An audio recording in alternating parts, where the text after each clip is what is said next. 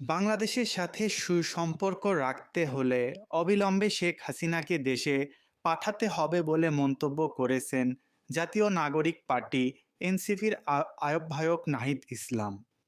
শনিবার ২২ নভেম্বর সন্ধ্যায় জাতীয় প্রেস ক্লাবের সামনে জুলাই গণহত্যাকারীদের বিচার রায় কার্যকর এবং দল হিসেবে আওয়ামী লীগ ও জোটসঙ্গীদের বিচারের দাবিতে আয়োজিত গণমিছিল শেষে অনুষ্ঠিত এক সমাবেশে এমন মন্তব্য করেন তিনি। নাহিদ ইসলাম বলেন, গত ৫০ বছর ধরে ভারত বন্ধু রাষ্ট্রর নামে বাংলাদেশকে শোষণ করে গিয়েছে। তাদের প্রত্যক্ষ এবং পরোক্ষ সহায়তায় বাংলাদেশে ফ্যাসিবাদ চেপে বসেছিল। সেই ভারত সরকার শেখ হাসিনাকে আবারও তাদের দেশে জায়গা দিয়েছে, বাংলাদেশের বিরুদ্ধে ষড়যন্ত্র অব্যাহত রেখেছে।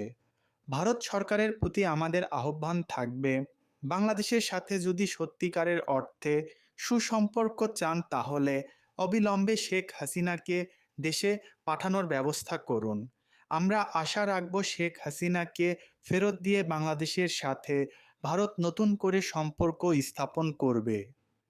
তিনি আরও বলেন, আদালত শেখ হাসিনাকে ফাঁসিতে ঝোলানোর রায় দিয়েছেন।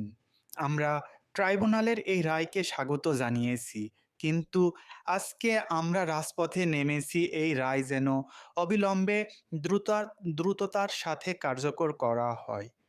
এই রায় কার্যকরের মধ্য দিয়ে বাংলাদেশের জুলুমের জনতা ইনসাফ পাবে বলেও উল্লেখ করেন তিনি।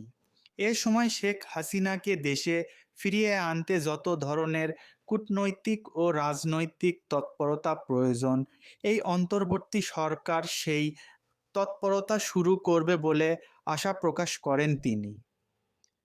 নির্বাচনকে সামনে রেখে রাজনৈতিক দলগুলো নানা ধরনের তৎপরতা শুরু করেছে উল্লেখ করে বলেন, আমরা আহ্বান জানাবো বাংলাদেশের মানুষের সাথে প্রতারণা করে কেউ বিচারের ব্যাপারে আপোস করবে না, তাহলে বাংলাদেশের জনগণ আপনাদেরকে কোনোদিন ক্ষমা করবে না। সমাবেশে সুস্পষ্ট ৩টি দাবির কথাও জানান এনসিপির আহ্বায়ক। সেগুলো হলো শেখ হাসিনাকে দেশে ফিরিয়ে এনে দ্রুত রায় কার্যকর করা, দল হিসেবে আওয়ামী লীগের বিচার নিশ্চিত করা এবং আওয়ামী লীগের সহযোগী দলগুলোকে বিচারের আওতায় আনা। তিনি বলেন, আমরা দেখতে পাচ্ছি জাতীয় পার্টি আওয়ামী লীগ পুনর্বাসনের পরিকল্পনা করছে। ঐকমত্য কমিশন ও নির্বাচন কমিশনের সংলাপে জাতীয় পার্টি না থাকলেও নির্বাচনে তাদের অংশগ্রহণ একটি চক্রান্ত বলে উল্লেখ করেন তিনি। সেই সাথে এই ষড়যন্ত্রের বিরুদ্ধে এনসিপি মাঠে থাকবে বলেও হুঁশিয়ারি দেন নাহিদ ইসলাম।